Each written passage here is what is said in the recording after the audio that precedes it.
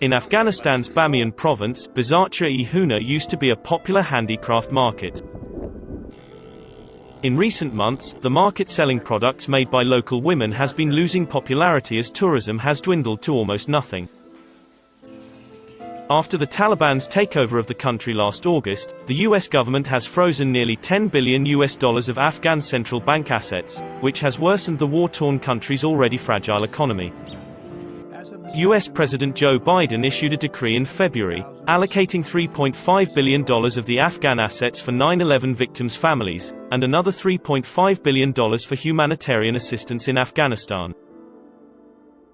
امروزی که سال کرونا دیگه نه یک سال کرونا مورد میتر قرنطین کرد باز از بود که می کرونا خلاص شد باز این یک تولاد ما هم کاروبار مخاو کرد در دفعه یک خیلی شو 400-500 روپیه شو به افغانی دیگه گذشته که خوب بود ما 1 لک 1.5 لک کار میکنیم یک 50 زن قد از ما کار میکرد اینو در قد از ما 10 نفر کار میکنیم که همو دیگه اعلان نکردیم که از خاطر گفتم که مشتری بیخی کم نشه زن 30 انجمن بودیم ما کلگیم دمیزی بازارچه هر کدام 70 زن 80 زن بازی های نتا 90 زن هم داشت از لیست وظیفه نداد 500 زن وظیفه خواست بسیار مردم غریب هم بود فقیر هم بود. Sabira, a 25-year-old who sells handicrafts with her mother at the bazaar, complained about the gloomy business.